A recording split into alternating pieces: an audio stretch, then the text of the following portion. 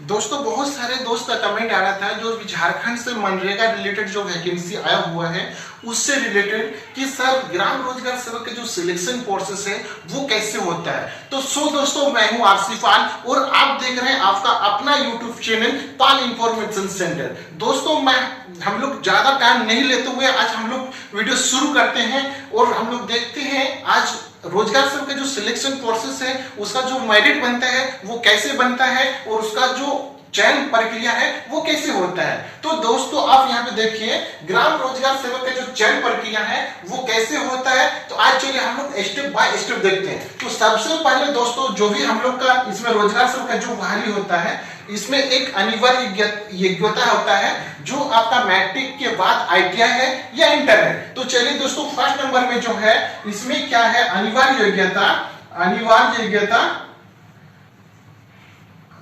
योग्यता जो है दोस्तों हम लोग देख लेते हैं इसका जो अनिवार्य योग्यता है इसमें क्या क्या इसमें लगेगा। तो प्रथम फर्स्ट जो है दोस्तों इसमें आपका इंटर होना चाहिए। अगर मान के चलिए इंटर में आपको मिला है 50%, सिर्फ अभी परसेंट को ऐड करके रखें, ये जो मिला है 50% ये आप इंटर अगर किए तो रोजगार सेवक का पोस्ट जो है वो अप्लाई कर सकते हैं। दूसरी शर्त ये है दोस्तों जो अनिवार्य योग्यता है इसमें और एक पॉइंट दिया हुआ है। इसका जो पॉइंट है इसमें मैट्रिक के बाद अगर आईटीआई किए हैं तो आप अप्लाई कर सकते हैं। मान के चलिए कि आईटीआई में आपको 50% आपको मिला है, ठीक है, ये 50% मिला मान के चलिए। हम लोग बाद में इसको इस फैक्टर में आएंगे, अभी नहीं आ रहे, थोड़ा सा वीडियो लंबा होगा तो प्लीज आप लोग अभी देखिए क्या क्या इसका प्रोसेस है। तो दूसरी बात है ये हम लोग अनिवार्य योग्यता में आ रहे हैं। अब क्या है इसका जो भी आपका पॉइंट नंबर 2 में जो अतिरिक्त योग्यता है,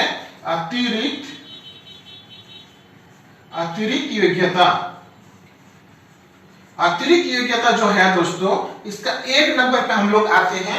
अतिरिक्त योग्यता में मान के चलिए कोई स्नातक किए हैं, मान के चलिए कोई बीए, बीएससी, बीकॉम या बीटेक जो भी किए हैं, मान के चलिए वो बीटेक किया है या बीए किया है तो वो उसका अनिवार्य योग्यता में हो जाएगा।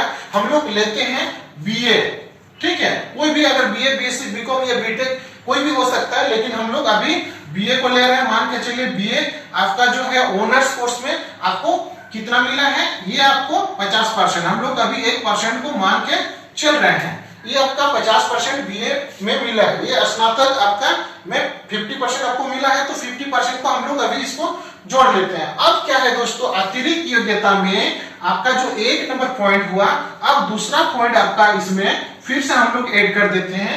दूसरा नंबर में अगर आप स्नातकोत्तर किए हैं, मान के चलिए एमए, एमएससी, एमकॉम या आप एमएआरडी कुछ भी अगर आप किए हैं या एमटेक किए हैं तो आपका क्या होगा इसमें आपका मान के चलिए कि एमए आप किए हैं, एमए या एमएआरडी, ठीक है, या आपका पीजीडीआरडी या पीजीडीसीए या आपका पीजीडीवीएम, ये सब अगर आप किए हैं, ठीक है, तो इसमें क्या होगा मान के चलिए कि एमए और आपका एमएआरडी में आपको 50% मिला है, ठीक है, 50% आप जोड़ने के हिसाब के लिए, ठीक है, मैं बता रहा हूं कि आपका कुछ भी हो सकता है लेकिन 50% आपको मिला है, ठीक है। तो ये जो मिला है ये 50% ये आपका ना तो माइनस होगा और ना ही प्लस होगा, ये इतना ही रहेगा, आपको जितना मिला है उतना परसेंट ही रहेगा। लेकिन ये जो आपका पीजीडीआरडी, पीजीडीसीए, पीजीडीएम है, अगर मान के चलिए इसमें से आपका 55 आपको अगर मिला है 55% तो आपका जो पीजी के इक्विवेलेंट करने के लिए उसमें क्या करना होगा, पीजी के इक्विवेलेंट करने के लिए इसमें से 5 माइनस हो जाएगा आपका ये पीजीडीआरडी, पीजीडीवीएम, पीजीडीसीएम में से आपका 5 माइनस हो जाएगा, कितना होगा आपका 50 हो जाएगा, ठीक है, तो 50 हो जाएगा। अब हम लोग को क्या करना है इसका जितने भी आप मेरिट कैसे बनेगा, तो हम लोग देखते हैं दोस्तों। फर्स्ट नंबर में हम लोग जो इंटर का जो नंबर है वो इंटर का हम लोग कितना था 50 है, तो यहाँ पे हम लोग 50 इसको ऐड कर देते हैं, ठीक है। अब क्या है हम लोग का जो भी आपका बीए बीएससी बीकॉम में आपका ऑनर्स कोर्स में 50% मिला है। अगर 50% नहीं मिलता है और अगर आप पास कोर्स किए रहते बीए बीएससी या बीकॉम तो आपका 50 में से 5 नंबर घट जाता है। लेकिन अब क्या हम लोग को यहाँ पे आपका हम लोग ऑनर्स किए हैं या जो बीए बीएससी बीकॉम आपका जो किए हैं वो ऑनर्स पेपर है, तो हम लोग का क्या होगा, ये जो 50% है इसमें से आप मान के चलिए अभी यहीं पे हम लोग ये कर देते हैं, ये 5 नंबर जो है यहाँ पे हम लोग ऐड कर देते हैं। ठीक है, तो क्या हुआ 55% यहाँ पे हो गया। अब क्या होगा, यहाँ पे जो परसेंट है ये जो बीए बीएससी बीकॉम या बीटेक का जो नंबर है यहाँ पे आपका कितना होगा 55% हो जाएगा। ठीक है, अब क्या है यहाँ पे जो 55% होगा, अगर आप एमए किए, ठीक है, अगर आप एमए किए तो इतना ही नंबर ऐड हो जाएगा। अगर आप पीजीडीआरटी पीजीडीसी पीजीडीएम किया है तो आपका जो भी 55% है तो 55% से 5 माइनस हो जाएगा तो 50 हो गया।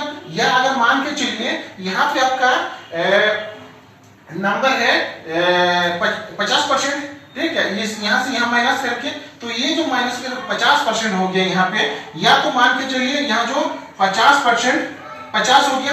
तो अब क्या करना है, ये जो 50 हो गया इसको यहाँ हम लोग अच्छा ये करने के लिए यहाँ पे क्या करते हैं, यहाँ 50% ले लेते हैं और यहाँ हम लोग का जो माइनस होगा, ठीक है, तो यहाँ माइनस करने के लिए 5 ये कर देते हैं, 5 हो जाएगा तो 45% हम लोग इसको लेते हैं यहाँ पे ये करने के लिए। आपको जो भी करना है जोड़ घटाव करना है। अब क्या हम लोग करेंगे, इसको जो हम लोग यहाँ पे है ये मान के चलिए 45 हम लोग का हो रहा है, ठीक है, तो यहाँ पे 45 हम लोग ले लेते हैं।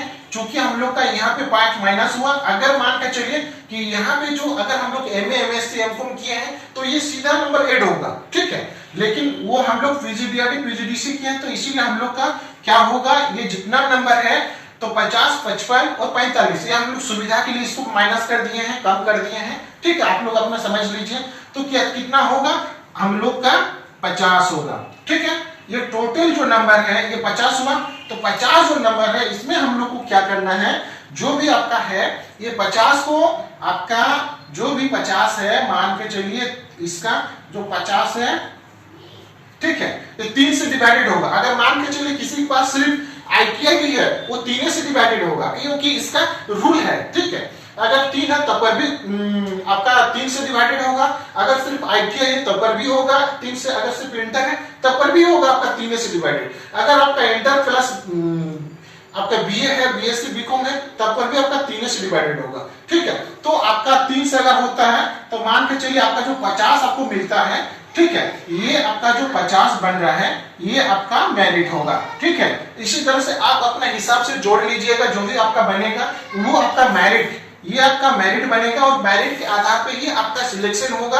आपका रोजगार के लिए आपका जो भी है आपका चयन जो प्रक्रिया है यहीं तक आपका सीमित हो जाता है। जिसका मेरिट में अधिक नंबर होगा वही विनर होता है, इसके अलावा आपका एग्जाम नहीं होता है। सो दोस्तों मैं समझ रहा हूँ कि आप लोग बहुत भली भांति समझे हैं, तो आशा करता हूँ और कहीं कुछ समझने के लिए दिक्कत आपको नहीं होगा। तब तक के लिए आपसे मैं लेता हूँ विदा।